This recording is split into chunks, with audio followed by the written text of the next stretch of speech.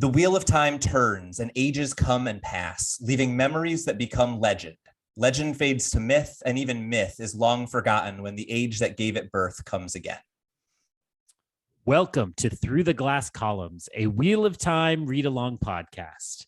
Each week, we will be reading, discussing, and digesting a small selection from Robert Jordan's fantasy opus. This quest is led by Tylor, a true Wheel of Time warrior. I have all stories, ages that were and that will be. And I'll be joined by Greg, a complete novice to the Wheel of Time. The Wheel of Time and the wheel of a man's life turn alike without pity or mercy. Join us each week as we read the Wheel of Time in our own sweet time, traveling deeper and deeper through the glass columns. But what does that even mean? No. You don't get to find out yet.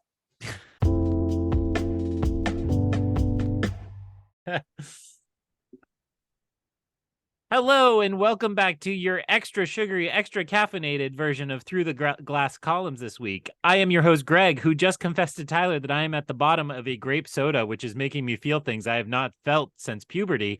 And I know very little about the Wheel of Time, which is why I will take this podcast off the rails as fast as possible.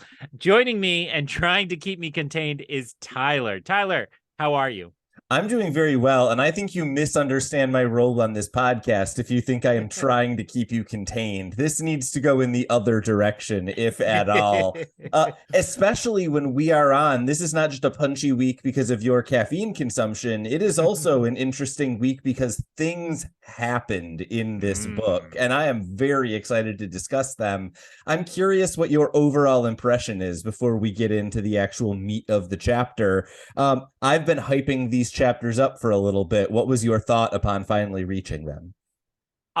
They absolutely great.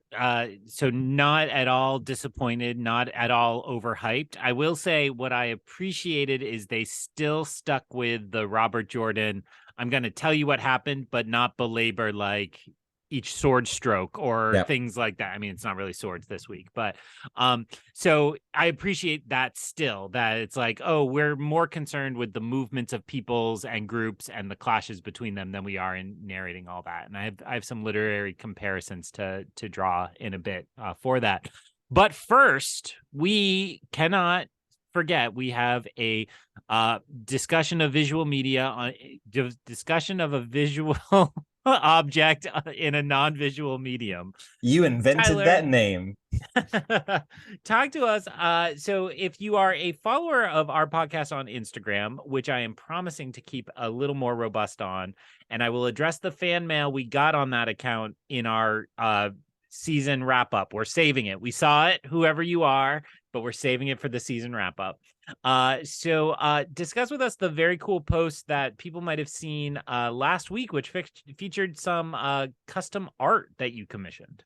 Yes, for my birthday and my wife's birthday, we were born less than a week apart this year. I decided to get each of us a piece of custom artwork from a wonderful artist who is, I believe, based in Providence, Rhode Island, Two Thangs. And his thing is you give him two pieces of pop culture and he will create for you a custom work of art that combines them. So I asked him to do Wheel of Time and MF Doom. If any of you are hip hop fans, you'll know what I'm talking about. If not, Google is your friend. Not just nod like I am, and he'll still respect you. That sounds right. Nod. Non-visual medium. Nod. Yep. Go on. You'll note that I waited to have us drop this image, Greg, until we had at least watched the first episode of the television show, so you stood a chance of recognizing Perrin.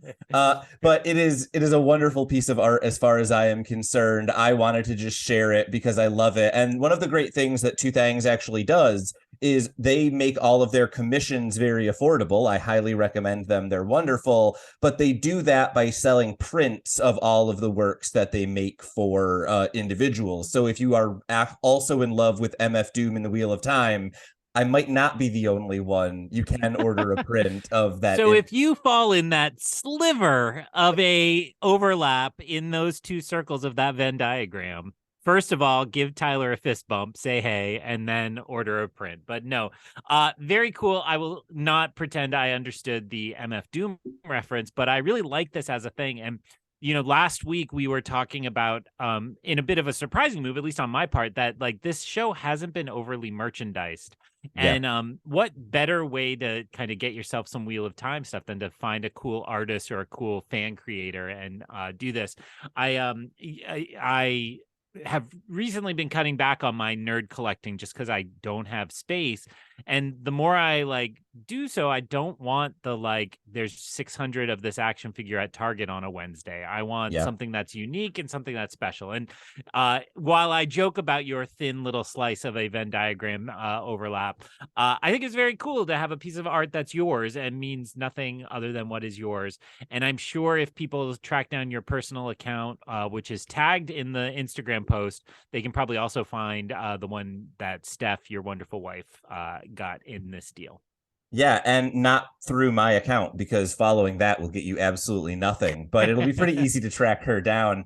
And I am very excited. I think we are ready to, if not announce specific dates, at least be a little bit more specific. We are planning upcoming, talking about the television show, 4 podcast episodes in the lead up to season 2. So we know that season 2 of Amazon's Wheel of Time drops on September 1st. And so probably throughout August or maybe late July, you can expect that we will be dropping those episodes. Details forthcoming as we get closer to it. But all of that is a really long way to say we have lots of really exciting Wheel of Time content in all sorts of different venues and media. And I think that means that we just need to get to the really good stuff that we've been putting off, because at some point we have got to talk about these chapters. Although Greg just gave me the peace sign, so he may have something to add. I started to raise my hand to be like, don't throw it into a perfect segue yet. I want to talk. And then it turned into a peace sign, which really just meant 2 episodes of the television series per episode that we talk about. So if people are planning, I know I am somebody who has to like schedule their viewing because there's so much crap I watch that there are only 8 episodes of the TV show, and this was a revelation to me, again, the person who knows nothing about this. So when Tylor says 4 episodes of our podcast recapping those will be each about 2 of the television show episodes. Good clarification. Totally. So anticipate that. They will most likely not be a break between seasons, but will just be bonus content, and we'll go over the details and schedule of all that. But summer's a time where even non-academics who don't get to like revel in the schedule we have, you have a little more downtime. You get those days off where you're looking to put something on. And I think you could do a lot worse than Wheel of Time. And I've only just started watching the show, so we look forward to bringing you that content. We would also love it if you are devoted fans, legions of you. We would love to get some people who maybe aren't book readers, but would like to check out our television show coverage. I know I have some friends who are like loving and totally supportive, but we're like, I'm not reading a long ass book for you, Greg. Yeah. So I have already hyped up to them that we will be dropping those episodes, and I hope people can help us spread the word. I'm sure we all have people in our lives who love TV shows but do not commit to the book. So your homework, listeners, get hyped for all of that. Check out Tylor's amazing art. Again, the post went up last week as you're hearing this. It should have been up around June 12th. So check out that piece of art. Give a shout out. It is usually me, Greg, seeing what you write on that page, but I promise to pass anything good on to Tylor, or you can DM him on his personal account after seeing none of his personal photos. And not get a response. All right. That seems the perfect segue to me, because I live on Twitter and Instagram and all of the social media in shadow. And so chapter 46, to come out of the shadow, is a revelation for me. So we begin with Nynaeve leading Seta as well as Elaine and Min towards the building where the Damane are kept. And Seta basically is reminded that if she gets revealed, that is a terrible thing for her. And as they pass some Damane on the street, Nynaeve pulls Seta as close as she can so that if the Damane detects that someone can channel, she will mistake it for the supposed Damane rather than one of the other women who is not supposed to be able to channel. Min leads them into the building where the Damane are kept, and then specifically into the pen where Egwene is kept. And when they enter, Egwene is thrilled. She initially says she knows that she's not dreaming because they are not Galad or Rand. Nynaeve quickly takes her out of the Adam, and then she starts thinking what the terrible things she would like to do to Seta are. And it actually takes Nynaeve kind of pulling her back from that a little bit, for Egwene to realize that, she's not entirely in the best headspace. Egwene at this point kind of wonders why Seta is able to be controlled by the Adam, and Nynaeve reveals her theory that Suldam are women who can learn to channel, even though they are not born with the spark, and therefore they are also someone who can be controlled by the Adam once they reach an age where they could potentially channel. At this point, Rena enters the room. Egwene puts a collar on her, briefly tortures her, gets pulled back by Nynaeve, and then the group basically tries to get out of there as quickly as possible. Nynaeve says justice doesn't mean killing people, it means letting them face the consequences of their actions. And so she leaves Rena and Seta in the Adam, potentially to be discovered. When they get outside, there are a large number of Seanchan soldiers, which is a tough phrase to say. Egwene ends up basically panicking at the idea of being captured and uses thunder to knock down a large number of soldiers. But when she does, a Damane detects her channeling and throws a fireball in her direction. The girls get split up. At this point, we go into Bail Domon's perspective. He is still holding back his people from leaving, even though there is clearly a lot of Damane stuff going down. We then cut to Joffrey Bornhold, who sends Bayer away to observe and is upset because there is a large amount of fog, and so he is not going to be able to see what actually happens and report to Bornhold's child. Finally, we jump into Rand's perspective. Rand is basically looking around the corner and he sees a number of approaching Seanchan. He says that Ingtar, he basically tells Ingtar, like, we need to get out of here, and Ingtar starts confessing. Ingtar says that the horn must be made safe. He says that he let someone into Faldara, and that person ended up shooting the arrow supposedly at the Merlin, but we know actually at Rand. He then confesses that he was basically worried that the Dark was going to win anyway, that the South was providing no help, and so he became a Dark friend to avoid fighting for people who didn't actually deserve it and fighting exclusively a losing battle. He then asks Rand whether he thinks he can be redeemed. Rand says, as long as you do good things, I think you're fine. And so Ingtar decides to stay back and fight off 50 people. All that Rand says when Hurin arrives is that Ingtar does what he has to. And this, I think, is a really interesting chapter because it's action, action, action, and then a revelation in a surprisingly quiet moment. So it's kind of an interesting dual chapter. What did you take away from this, the first of two kind of action-packed adventures, which sometimes for us means there's a little bit less to talk about? Yeah, they were fine. No, they were really great. Let's talk specifically about this chapter. So I will say, I play the game I always play, which is who is coming out of the shadow. And it was really interesting to me that as it always does, could apply to many of the different characters. And, I think that means it's a good title. On my Mandalorian recap show, I always play that game. It's like, okay, who is the blank? Because those are what those titles are. So I think where I really focused on, I took a page out of the Tylor playbook, which is to think about the character moments amid the action. And so it seemed really significant, two particular moments when Egwene seems to be like all out dark side, about to torture Rena, and Nynaeve calls her off. I think that's really significant. And then the Ingtar revelation. On the latter, I will say I wanted that revelation to mean I was like, that's why he's been acting so strange.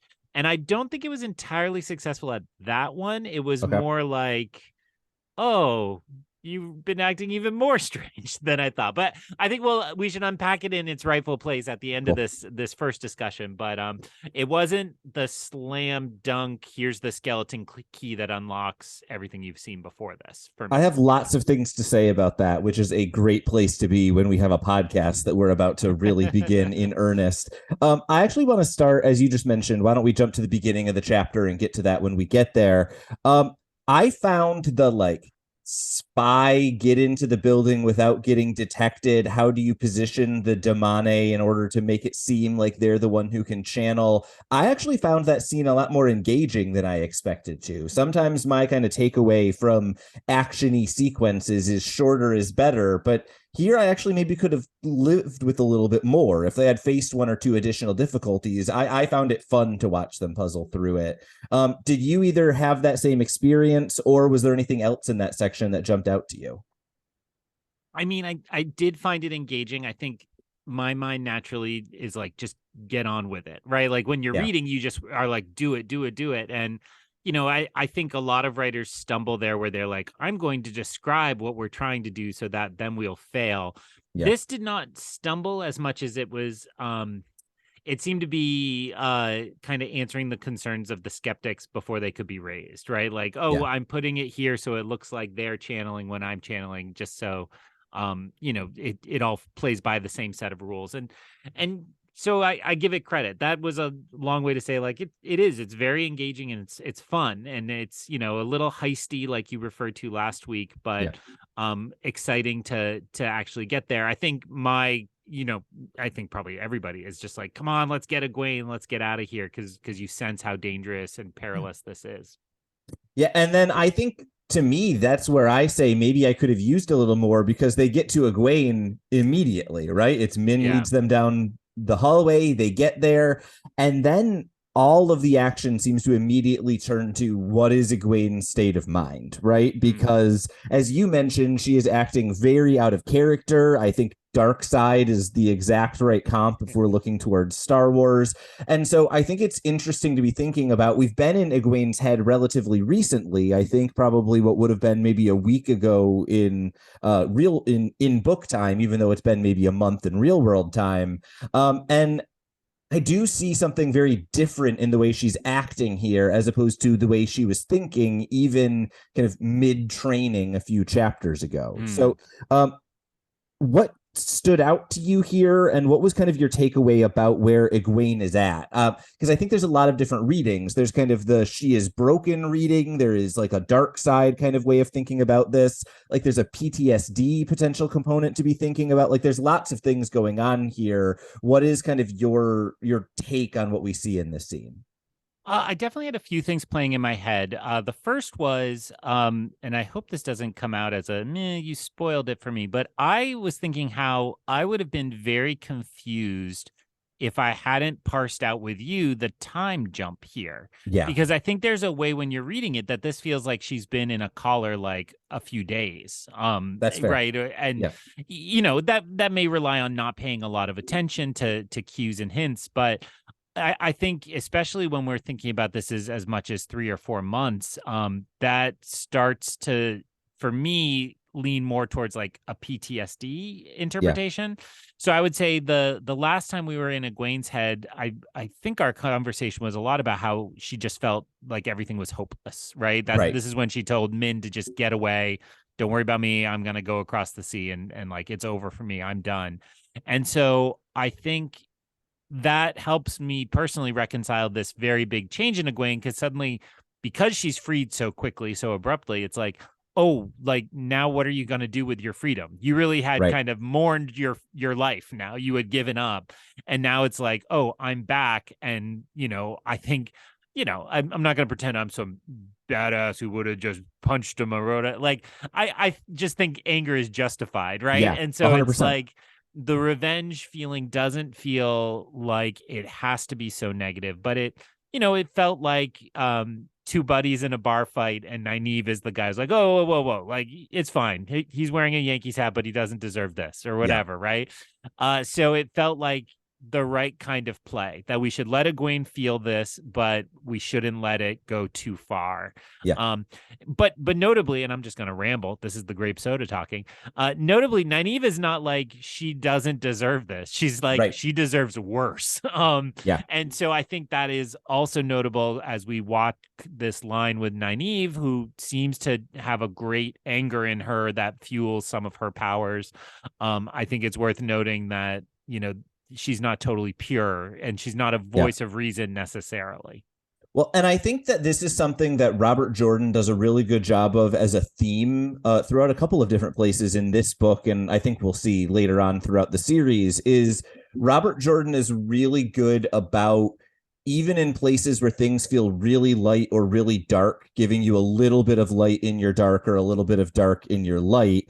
And I think that that's kind of what he's doing with Nynaeve here, right? Her position is they deserve much worse, and you should not be the person who can do it to them. And I think it's really important. Robert Jordan is very smart about letting two seemingly contradictory things be true simultaneously in a lot of cases, whereas I feel like very like dichotomous light dark thinking eliminates that possibility. And so I think this is just really well done by Robert Jordan. It's a more mature take on this than I feel like I'm used to seeing. I feel like I'm used to people either being on the give them back what they did to you, or no, don't become them. And this is something in the middle of that. And I think that's more effective because of it. Yeah, I think if it was like a more expected, like, we're better than this, you're becoming one of them, that Yeah. would have rang very hollow. So I Yeah. think you're absolutely right to point out that that's the wrong way to go.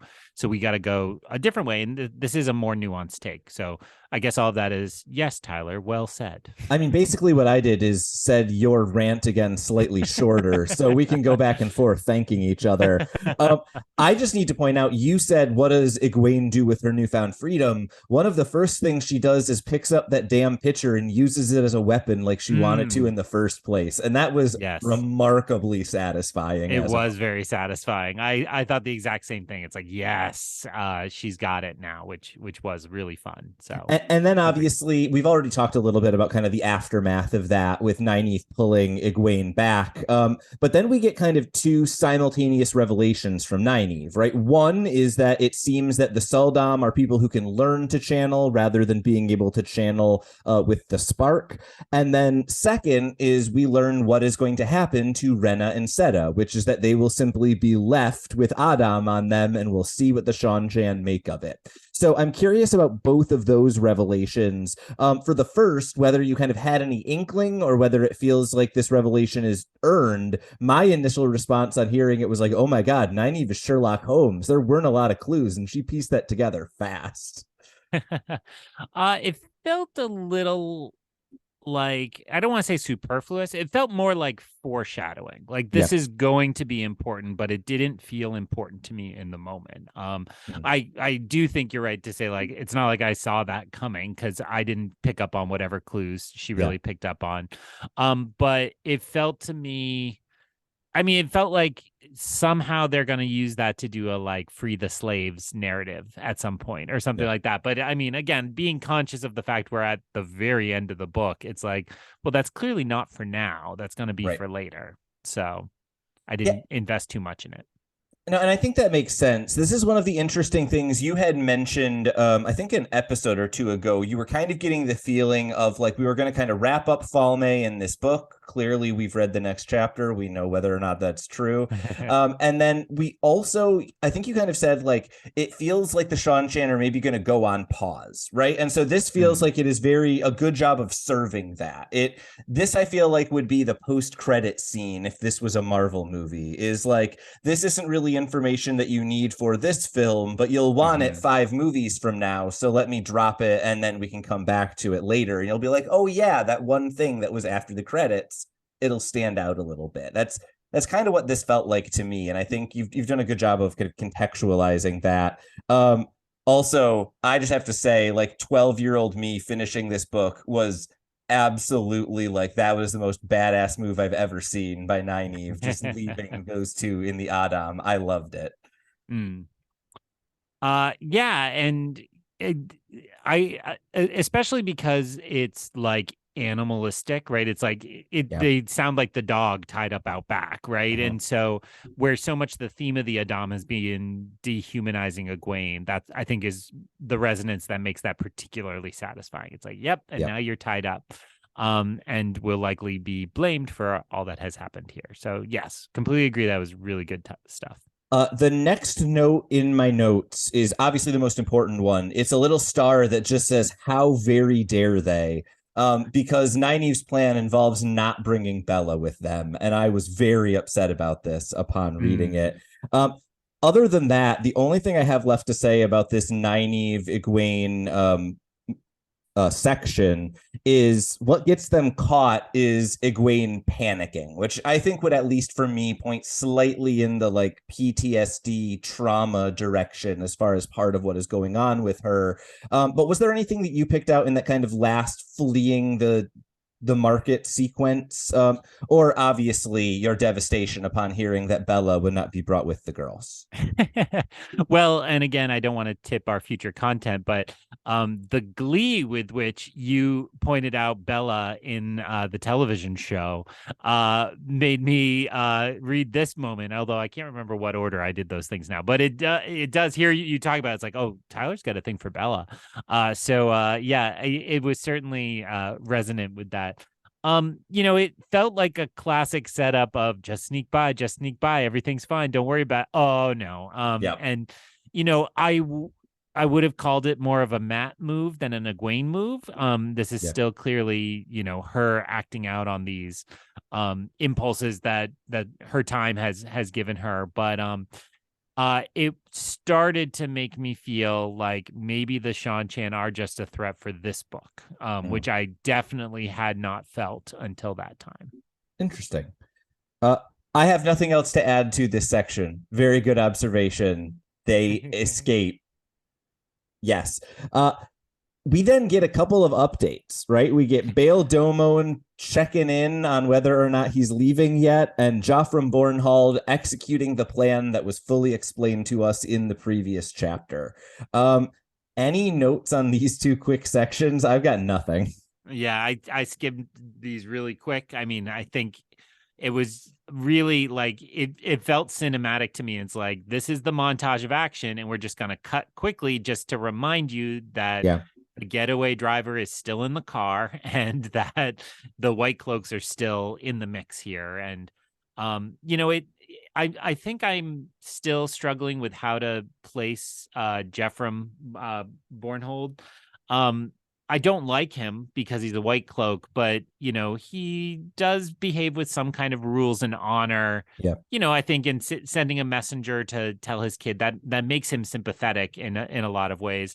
But it even just this little brief update, I'm like, I don't get this guy. I don't get him Yeah. yet, and I want to. To quote Benoit Blanc, makes no damn sense. Compels me though. Compels me. So. And that is absolutely valid. I think we have noted a couple of times. We just watched the first couple episodes of the television show, and the complete absence of Joffrey Bornfall, even though the White Cloaks show up, I think should tell you, like, yeah, he's a little bit of an enigma. He's not one that like you can just pop on for one scene and you get Yeah. him. We then get to a clearly darker but also much happier character until this moment, Ingtar. Uh, you had some thoughts, so I want to let you kind of say anything else you wanted to, because I have a list of what I was doing in this book as a not first time reader, which was I made myself the Ingtar scavenger hunt. What were the things I noticed that could have been hints to this? So I'm curious your thoughts about it seemingly coming out of the blue for you, and then I want to go, here's the things I caught that are not easy to catch the first time. Yeah, so what I said at the opening is largely my reaction, where it's like, I think we'd clocked, I remember particularly at the end of the Cairn Yeah. section, and then I think once since then that Ingtar was acting rashly or kind of manically in a way that I was like, what's up with this guy? Like, and I think, in that way, I wanted this revelation to really, like I said in my opening statement, like just totally open up all those other moments and thoughts and tell me what I had missed and all that. And I don't think it quite reached that level for me, but that makes me Yeah. very interested in what you're about to share. And then I guess what it ended up feeling like is it felt like a Harry Potter book, but a less successful one, right? Like Harry Potter books often have that last revelation that it's like, oh, and I would say that never was better than the first Harry Potter book slash film, where it's like, oh my God, I didn't even suspect that guy. I mean, my journey into Harry Potter fandom was like, I got to the end of that first book and she had so completely swept the rug out from under my feet. I'm like, okay, she's got something good here and I can't wait to see what happens. Um, We have very so different levels for what we think getting better than a Harry Potter book is, apparently, because that is a low bar in my book. that's true. Please continue. But I do think in later Harry Potter books, she tries to play the same move, and it's diminishing returns Yeah. every time. It's like Snape was the Half Blood Prince, like, oh, he was, and Hermione was time traveling, like, oh, what? And it, I Yeah. didn't put those in the right order, but so I think I had read Ingtar as a man of honor who was greatly shaped by the the experiences he had living at the edge of the frontier on the front lines of keeping people safe. Read The Wall in Game of Thrones, Yep. or like Minas Tirith, or Osgiliath, I think is the outlying Yep. camp in Lord of the Rings. That you end up with a totally different set of priorities than the rest of these people because you understand the threat for real. And Yep. that's how I read him. And I still think that was largely correct. Yep. He just had a moment of weakness where he thought the way to do this was to do what the Dark Friends said. So Yeah. that's a big mesh of feelings. Talk me through my feelings. So I think your feelings are all perfectly valid and we should accept them and take some time to sit in them.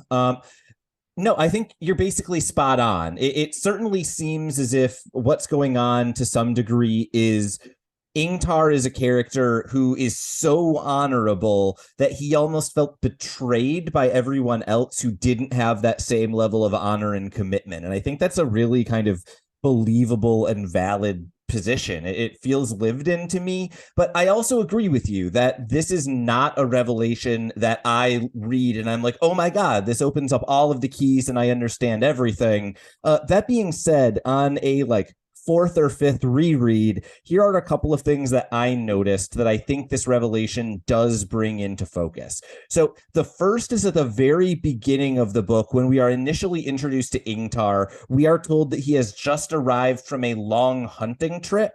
That puts him out of Faldara at the right time to be at the meeting of dark friends that we had in the prologue of the book.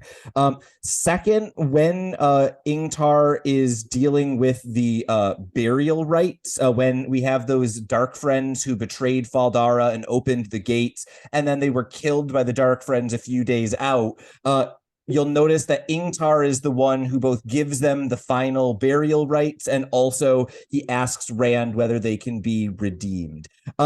Actually, slightly earlier than this, you may remember there was a brief bit of confusion about who it was who gave the order to keep the doors shut in Faldara when the Dark Friends were around. Ingtar suddenly becomes an excellent candidate for that, as likely the second only to Agelmar in terms of authority. In addition, when he gets out of the portal, when they are jumping through the portal stone, Ingtar basically says something about like how he is always failing or not living up to his oaths. He very clearly has had the experience of never being able to break free from the darkness. And finally, I think when we are talking about his odd behavior in the last few chapters, what's key to notice is that he always wants to get in a room to talk with a dark friend alone. And that makes sense once you know that he is also one of them. So all of those are the breadcrumbs. I don't know if they are laid out in such a way that you get that like Arthur Conan Doyle, oh my God, I figured it out just before he said it moment, but it's at least enough that I feel like it's earned, even if not especially well executed. Well, and it's interesting because I definitely still took it as kind of actually I was thinking of Luke Skywalker in The Last Jedi, like a momentary weakness that came over him. And you're making a clear case that this is a more sustained effort. I think I was still interpreting his obsession with the horn as if I can get it and blow the horn, then I will be the hero. Yep. And redeem myself for all these misdeeds.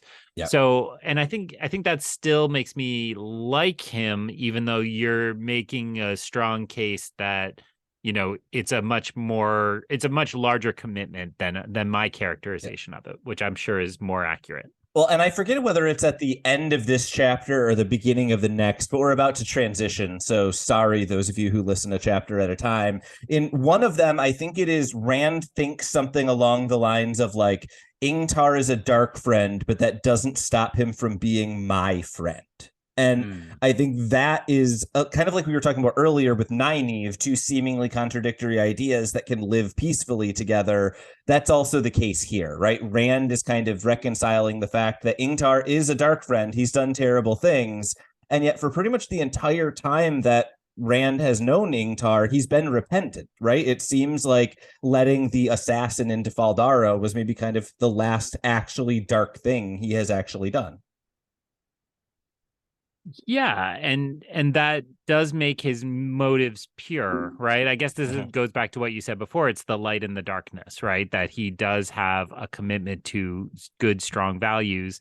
And, again, I actually like those comparisons I made before, the people on the wall or, Denethor is kind of mad, but, Faramir is like a good, noble guy. He's like, oh, I can have the ring if I kill this little halfling, and maybe I should just do that. And it kind of feels then like this is what he wanted with the horn, that he would be able to, call the dead and actually rid them of the threats up there.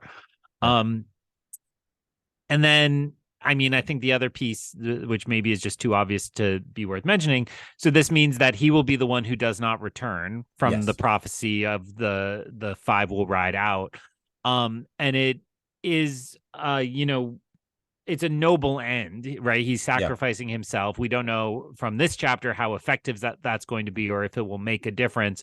But to hear him be like, "Oh, this is a good spot," it sounded like the 300 or something, right? Like, "Oh, we'll make our stand here," and it because of the way it narrows, will give them a good fighting chance. It also it reminds me, and then I call into question. I don't know if I can do both those things at the same time. So it's like he's always been grooming Rand to take over, and here's the moment. It's like, "Yep, I'm gone. You're taking over," but then it's like, wait, why was he grooming Rand to take over? Is it just he was, essentially giving Rand enough rope to hang himself? Was this part of the instructions was to get him to gain power, help him get to the horn, and so that he's there? I think, there's a little bit of a more complicated picture of what his job would have been from the Dark Friends.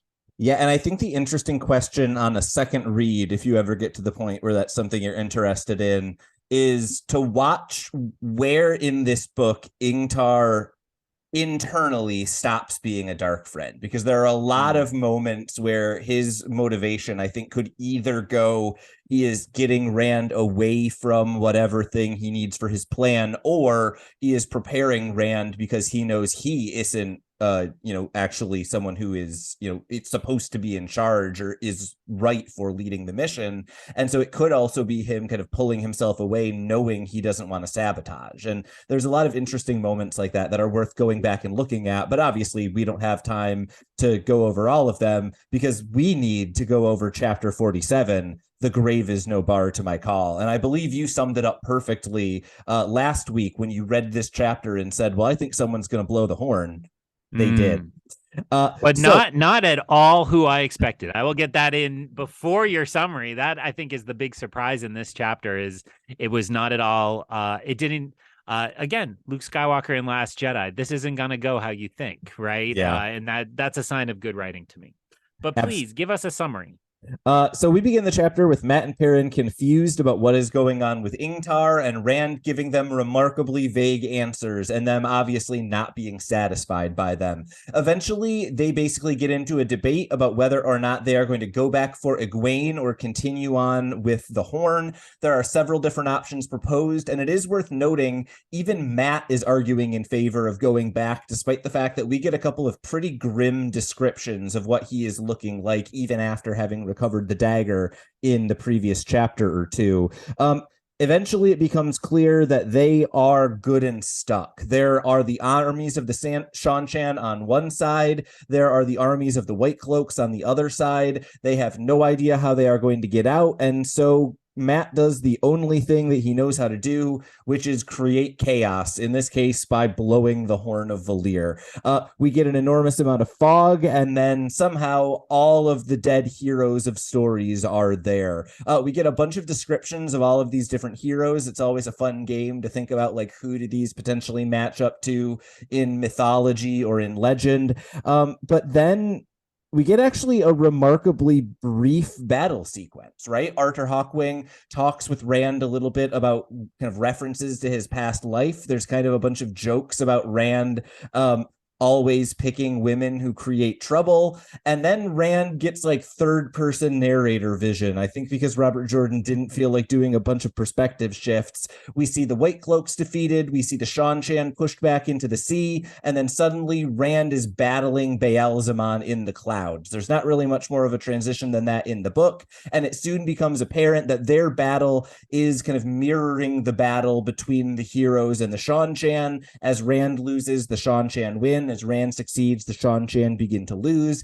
And Rand eventually realizes he's not going to be able to win just in a straight battle. And so he decides to use Lan's trick of sheathing the sword. He takes a stab to his side while also landing potentially a killing blow on Baal Zaman. And the world explodes in pain. And we get to find out what happens as soon as you finish reading this and go read those last 3 chapters. So, yeah. Greg, lots of recap.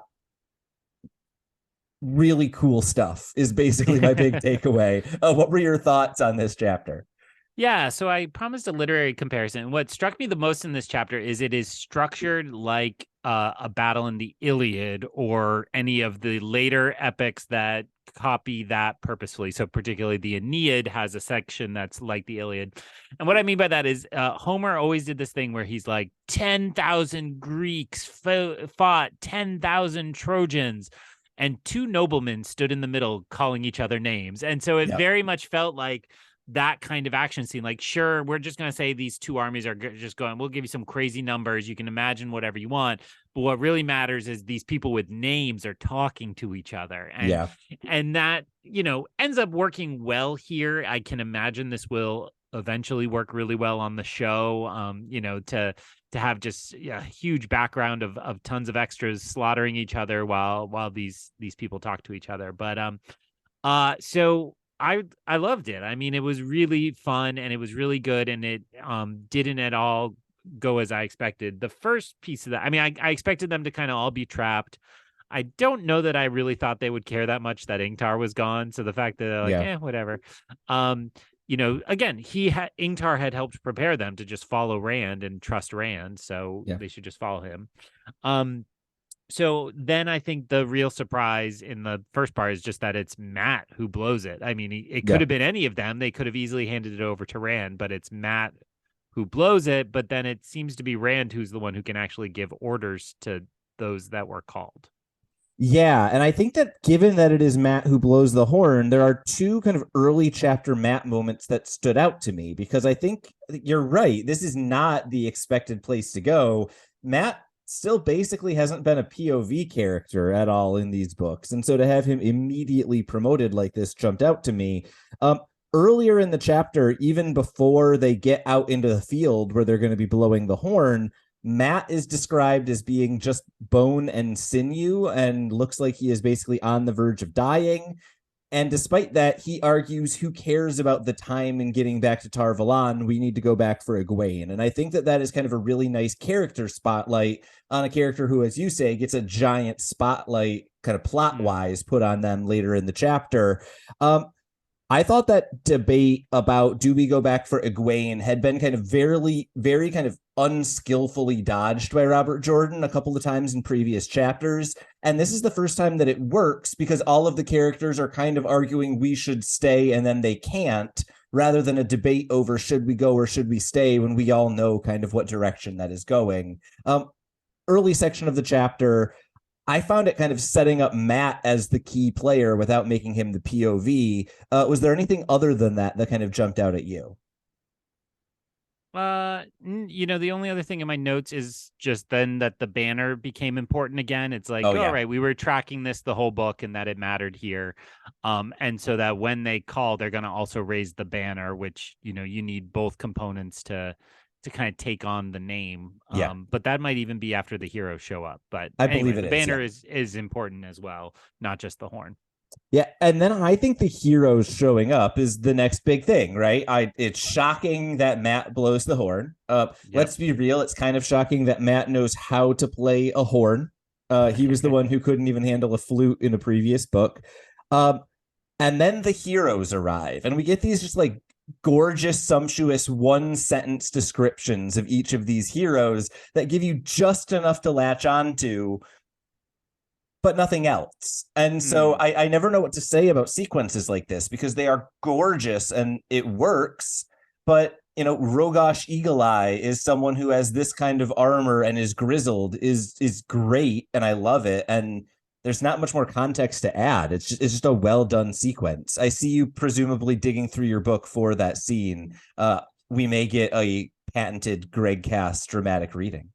Oh no, no, please don't. I was reminding myself because they were so forgotten to me, right?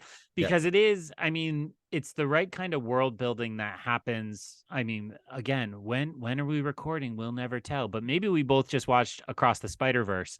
And Across the Spider-Verse had these things where it's like, this is a character from a whole set of stories you're not gonna see, but Yeah. love them.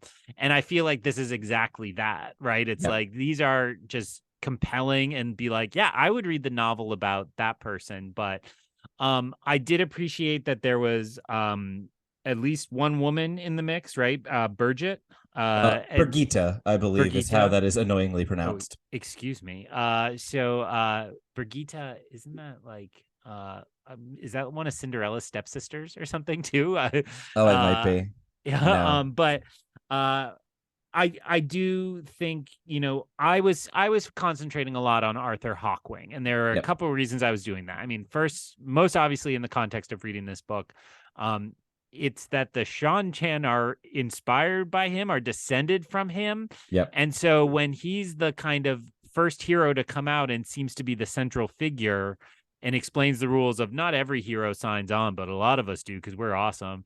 But then there's like no question that he's just going to go mow down Yeah. all these people who I believe would say they're doing what they're doing in his name. Yep. And then the piece I probably shouldn't say is it was also striking to me when we watched the television show recently that he gets a big mention in, I think, the first episode, maybe it's the second.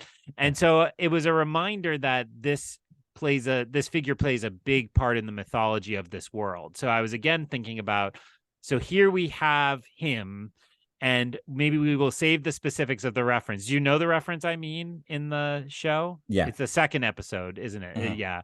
But we'll save the details of that for that discussion to not ruin it for people.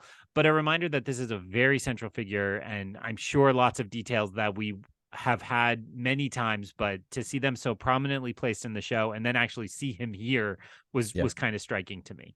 And I think what works really well about this is you're exactly right. Robert Jordan has created this fantastic mythology around Arthur Hawkwing. It's just similar enough to our own King Arthur that we're filling in gaps. And so the story feels even more fleshed out than it actually is. And then Robert Jordan does this brilliant move that I think works really well. He doesn't have Arthur Hawkwing show up and be like all formal and talking like we expect a king to. He shows up and he's like, "Oh, hey, Luce there, and it's weird that you're not dead. You got another girl who's causing problems, huh?" Like he is just completely casual and joking around. And I think that feels right, right? If you get a group of the greatest heroes in the world together, that it's going to be like pub time, nothing Yeah. else. And I think that just felt really lived in and effective to see that character in all of his glory and then have him not act in the stereotypical, like, I'm a hero, let me puff up my chest manner.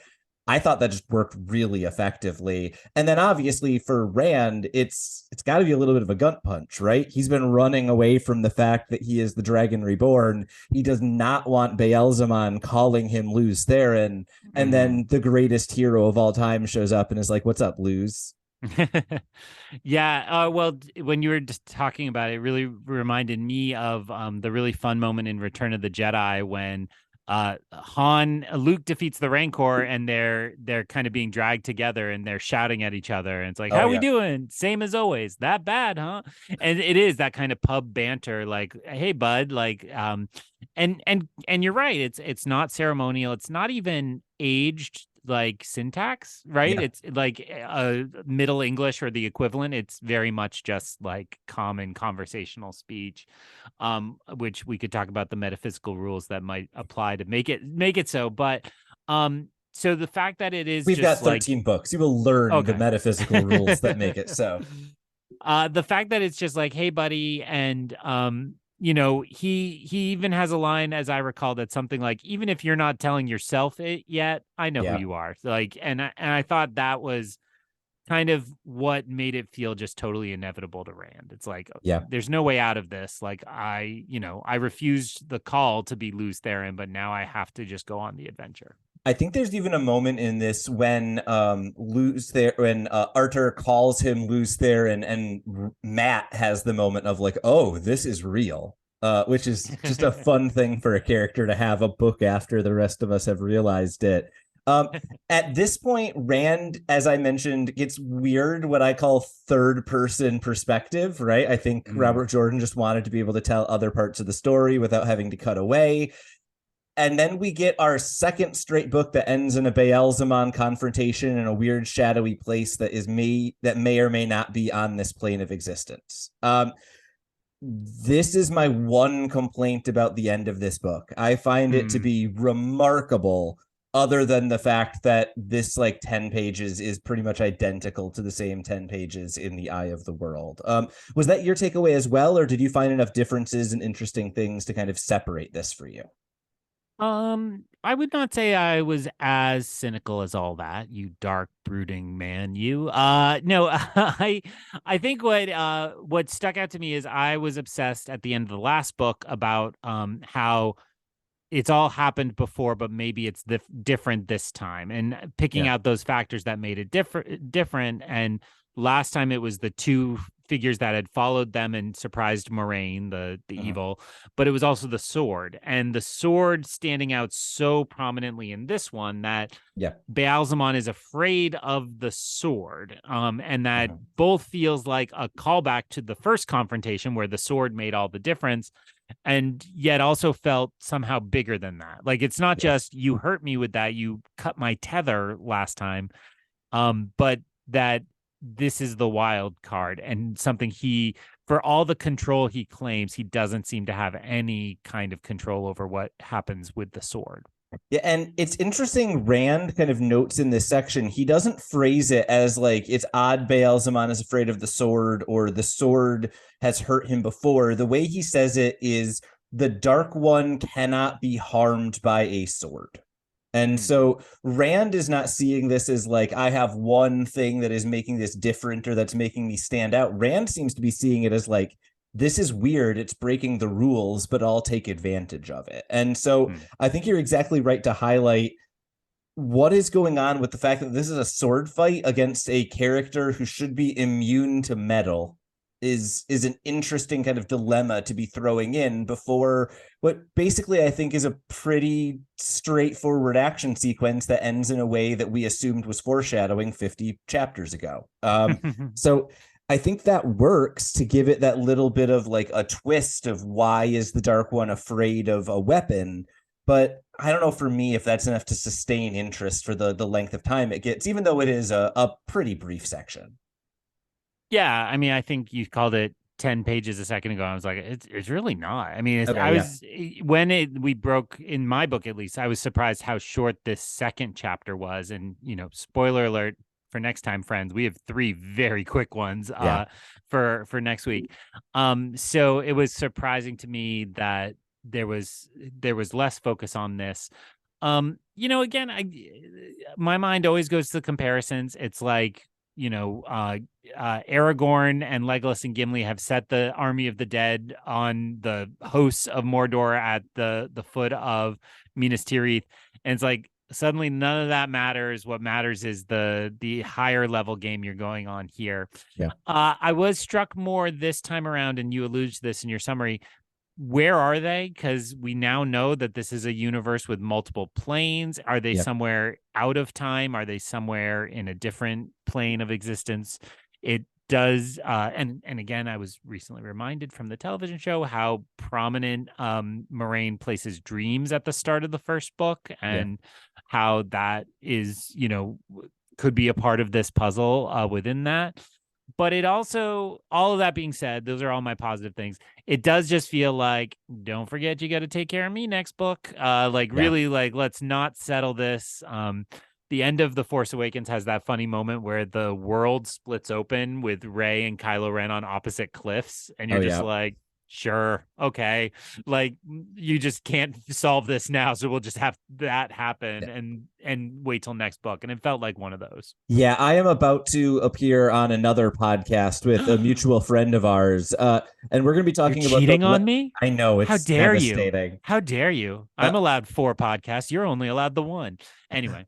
we are going to be talking about the Legacy of the Force series, which is an old legend Star Wars book series, and it is a 9-book series in which 8 of the books end exactly as you are describing, with 2 characters who desperately want to kill each other, suddenly inexorably separated by something they can't get across. So the conclusion can happen in the next book. So Yeah. yes, 1,000,000%. That's what's happening here. And I think to some degree, I think we've already mentioned that these first 3 books were kind of originally conceived as a trilogy, and then it kind of grew from there. And I think you see that kind of the problem of the second book in a trilogy is if it's going to end with all 3 books, hypothetically, I'm not spoiling anything, but if in theory you want to do a series of movies or books where all 3 of them end happy, the second one's going to run into some story problems, right? It's ending happy in the middle of a story where you need big,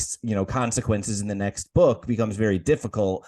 And I think that is kind of my complaint here is this is an excellent book that is a little bit weighed down by what came before and after it, just by virtue of having to do a kind of similar plot multiple times.